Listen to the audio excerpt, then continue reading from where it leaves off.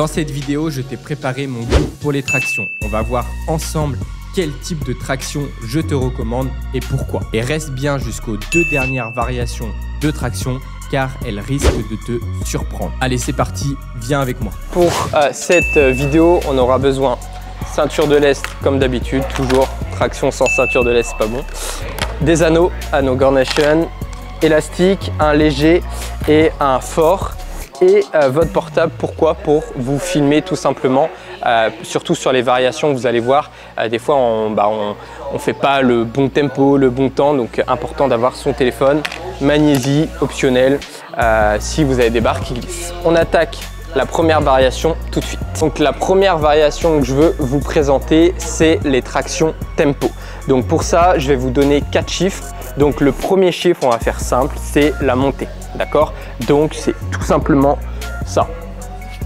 Ça, c'est le premier chiffre. D'accord? Et je le nomme toujours X parce que c'est une variable où tu dois mettre le maximum de vitesse. Tout simplement, on ne se complique pas la vie, on ne ralentit pas la phase concentrique, on essaye toujours de mettre de la vitesse. Ok? Le deuxième chiffre, c'est le chiffre pour la pause en haut. Combien de temps on va rester en haut? D'accord? Ici, pour notre exemple, on va rester 2 secondes. Ok? Le troisième chiffre, c'est le fameux excentrique ici. Et le dernier chiffre, c'est lorsqu'on revient bras tendu. Ok? Donc, pour cet exemple, je vous donne 4 chiffres, X, 2, 3 et 0. Ok? Donc, ça donne X, 1, 2, 1, 2, 3, 0, je repars. 1, 2, 1, 2, 3, 0, je repars. Ok? Vous avez compris. Donc, c'est une variation très bien, que ce soit pour les débutants au poids de corps ou même avec un élastique, et pour les confirmer lorsqu'ils se laissent. Ok, deuxième variation, un cousin du tempo si je peux dire. Là, on va se concentrer que sur la pause. Donc, pour renforcer cette fin d'amplitude, donc on va pas retenir à la phase excentrique, mais on va faire une pause en haut. Donc, je pars, hop, hop. Et ça, le plus important, c'est de ne pas poser ici son menton, ok? Parce que sinon, on perd toute l'attention et on perd tout l'intérêt en fait de faire la pause. Et souvent, c'est ce qu'on voit chez les débutants, même les intermédiaires, ils font leur pause, mais ils touchent. Et du coup, tu perds toute l'attention et tu ne te renforces pas là où tu veux te renforcer. Parce que l'intérêt de la pause, c'est de renforcer cette fin d'amplitude qu'on a tous du mal à finir. Que ce soit les débutants ou même les compétiteurs. Quand ils veulent faire la traction la plus lourde, là où ils pêchent, c'est là sur la fin d'amplitude. Donc la pause, c'est vraiment hyper intéressant pour renforcer ça. Mais petit conseil, que ce soit pour le tempo et la pause, moi je vous conseille de les enlever le plus tard possible en fait dans votre programmation. D'accord? Parce que ça permet de renforcer cette fin d'amplitude. Donc bouffez du tempo, de la pause le plus longtemps possible. Et voilà, les deux, par exemple si vous préparez une compétition de force, les 2 semaines avant votre compétition, vous pouvez commencer à l'enlever, mais pas avant parce que c'est trop important pour se renforcer. Troisième variation, les tractions neutres. Bon, ici, je suis obligé d'utiliser des anneaux parce qu'il n'y a pas moyen de faire des tractions neutres sinon. Mais vous pouvez très bien, si vous avez des barres dans votre salle, faire vos tractions neutres comme ça ou dans votre parc, d'accord? Pourquoi traction neutre? Ça permet vraiment de mettre beaucoup plus d'effort, beaucoup plus de tension sur les biceps, les brachiales, et c'est ce qui va, le brachial, c'est ce qui va vraiment vous aider aussi à finir votre traction. Donc bon, là on est en neutre, vraiment faites l'effort sur la fin, ici, ok, là, et là vous voyez, ici c'est mon dos, et là pour finir, c'est vraiment beaucoup plus mes biceps, et derrière vous allez voir que ça se transfère énormément sur vos tractions. Traction 4, les tractions australiennes. Donc ça, il y a beaucoup de gens qui connaissent. Personnellement, moi je sais que j'en ai pas assez bouffé, et ce qui fait que en fait je suis pas fort dans cet angle là. Je sens que j'ai à progresser. Donc différentes manières, vous pouvez les faire en neutre ici, classique, mais pour les tractions, je vais plus vous conseiller en fait d'être le plus spécifique. Donc ici, là on est beaucoup plus spécifique à ce qu'on va retrouver derrière sur la barre. D'accord? Et vraiment faites l'effort en haut ici. Ok? Et après derrière, plus vous allez être là, plus ça va être difficile. Plus vous allez être en hauteur, vous pouvez les faire sur les genoux, plus ça va être facile. Tout simplement. Ok? Donc ça, c'est la première alternative des tractions australiennes sur anneau, mais vous pouvez aussi le faire sur barre et c'est même très intéressant pour les muscle-up. Je vais vous montrer ça. Donc là, vous pouvez prendre une barre, donc à peu près hauteur de hanche, c'est très bien et faites attention à pas vous blesser. Donc là, vous voyez, la barre va être bloquée. Si je le fais dans l'autre sens, elle peut bouger et vous pouvez vous casser la gueule. Donc ce que je veux vous montrer, c'est pareil, traction australienne, mais c'est vraiment un peu plus focus muscle up. Donc je suis ici et en fait je viens commencer à faire ma rotation. Je mets de l'explosivité, boum, boum, et pareil, plus on va loin, plus ça va être difficile. Boum. Là, je peux vous dire, sur la fin de l'amplitude, là, ça, c'est vraiment très intéressant. Que ça soit pareil, biceps brachial. Et pour le muscle up, franchement, c'est une dinguerie. Là, j'ai fait que 3. Ça fait très mal. Donc, c'est un exercice de renforcement beaucoup trop sous-coté. C'est un exercice polyarticulaire. Vous pouvez très facilement faire. Et vraiment, c'est très intéressant parce que les tractions australiennes classiques, on est là, comme ça. C'est pas mal, mais c'est très proche de ce qu'on a fait sur anneau. Alors que ici, c'est beaucoup plus l'épaisseur du dos là et la fin d'amplitude et les biceps qui sont recrutés. Donc celui-ci, je vous le conseille très fortement. 5e variation que je vous propose. Là, on sort le matos, ceinture Garnation, la meilleure du game, sans aucun doute. Bon, j'ai 40 000 mousquetons. Donc là, on utilise notre élastique, donc pas le fort. Vraiment, celui-là, l'intermédiaire, il est vraiment bien, ou déjà un faible, c'est déjà bien si vous commencez. Je l'attache ici, ok. Ensuite, je me positionne en traction et là, le gros intérêt de cette traction, c'est pour développer votre puissance, ok. Pourquoi? Parce que plus vous allez aller haut sur l'amplitude, plus là, l'élastique, il commence à être tendu, et là, il est à son maximum. D'accord? Et ensuite, le deuxième avantage, c'est que hop, ça t'accélère la phase excentrique. Ok? Donc, pour développer ta puissance, donc entre la force et la vitesse, vraiment l'entre-deux, c'est l'outil parfait. Les résistances variables comme ça, c'est l'outil parfait. On met le maximum de vitesse sur la montée, on se laisse aller en bas et dès qu'on tend les bras, on repart. D'accord? C'est important de ne pas faire de pause parce que c'est aussi le troisième avantage de cette résistance-là, c'est que ça va vraiment travailler aussi votre explosivité quand vous allez arriver bras tendus. En fait, hop, de toujours repartir parce que vous ne travaillez jamais avec une vitesse accrue sur la phase excentrique. Je ne sais pas si j'étais clair, mais c'est ça qu'il faut comprendre. C'est pas de pause, bras tendus, on repart direct. Donc je vous montre. J'aime bien le format 6-8 reps, donc on va partir sur 6 reps. Tout simplement, c'est parti. Max de puissance, donc max d'intention. 1, 2, 3.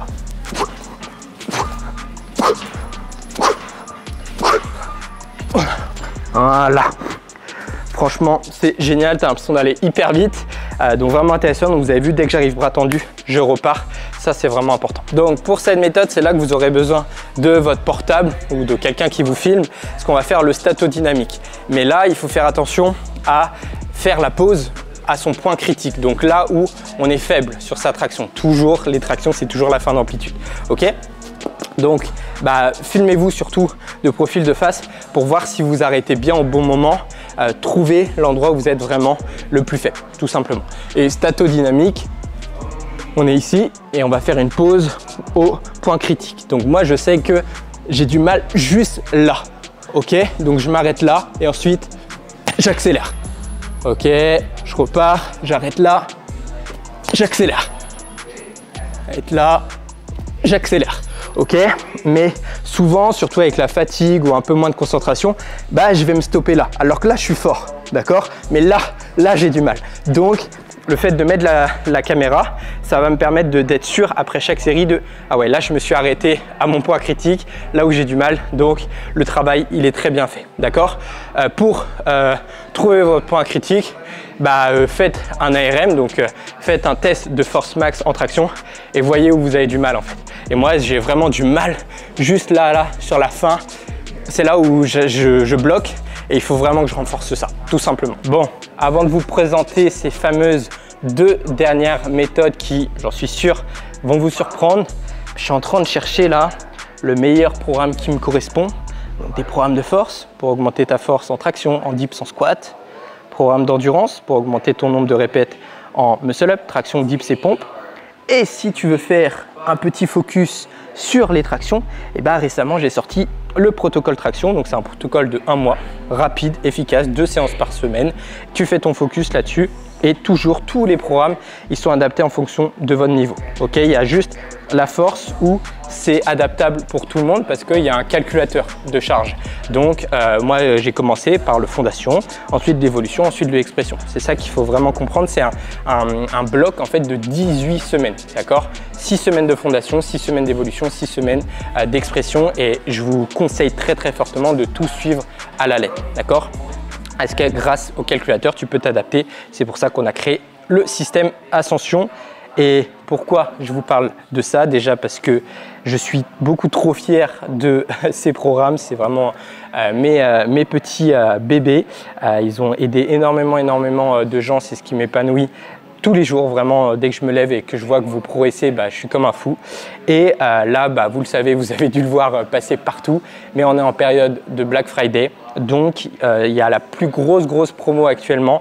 Je ne ferai jamais plus que cette promo-là. Donc, c'est très court, c'est une période très courte, mais je vous conseille d'aller voir sur le site. Les programmes sont en promo pendant une durée très courte, très déterminée pendant le Black Friday. Donc profitez-en. On est fin novembre, donc c'est là que c'est le moment de se préparer, de se fixer des objectifs. Donc je vous attends de l'autre côté. Vous retrouverez tout ça en description. Maintenant, on attaque les 2 fameuses dernières méthodes. C'est parti. Ok, avant dernière méthode, donc ça c'est une méthode, vous allez dire mais c'est un peu chelou, mais vous allez voir c'est toujours très intéressant et je vous apporte surtout la justification derrière.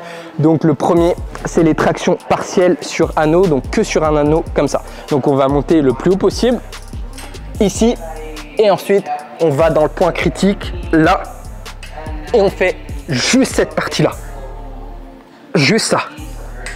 Ok, attention, pareil, on descend pas trop bas parce que là on est plus fort, donc ça va être trop facile. On s'arrête vraiment au point critique là où on a du mal. Ici, ici, ici. Ok, donc ça c'est la première alternative sur anneau. Pareil, on met plus l'accent sur les biceps, mais vous pouvez aussi très bien le faire sur barre. Donc c'est la même chose. Et là, encore une fois, je vous conseille de vous filmer parce que si vous n'êtes pas au bon point critique, le travail il a beaucoup moins de sens. D'accord? Donc c'est la même chose. Je vais en haut, ici, et traction partielle. Boum, vitesse. Boum, boum, boum, boum. Ok? Et vous voyez, si je suis là, c'est beaucoup plus facile, donc il faut vraiment s'arrêter là où vous êtes faible, d'accord?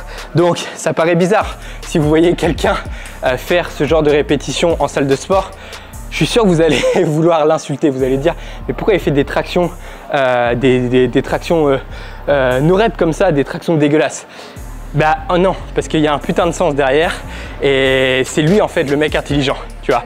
Après, bien sûr, il y a les mecs qui font des tractions comme ça, là, c'est un peu moins intéressant, mais voilà, il y a toujours une logique derrière.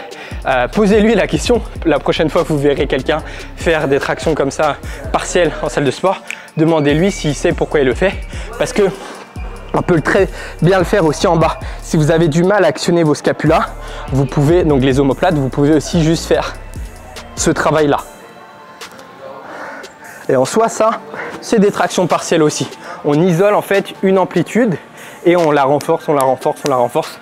On spam, on se renforce à fond et ça permet vraiment de renforcer une portion difficile de sa traction, tout simplement. Et nous arrivons maintenant à cette fameuse dernière méthode. Vraiment, je vous ai pas menti, j'ai fait le jeu du youtubeur là au début, que j'avais 2 méthodes un peu surprenantes à la fin.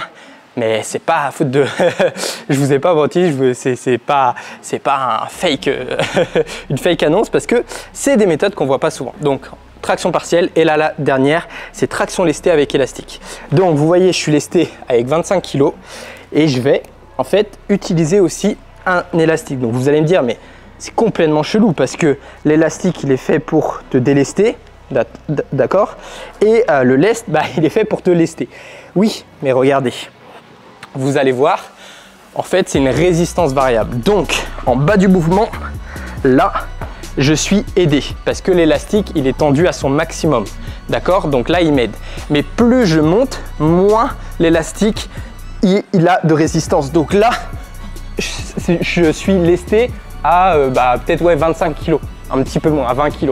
Alors qu'ici, sur mon départ, c'est beaucoup plus facile, d'accord? Et ça, l'intérêt en fait de cette méthode, c'est sur du très lourd, donc de le faire sur des charges, par exemple, si votre 1RM, c'est 40 kg en traction, bah vous vous lestez avec 50-60 kg.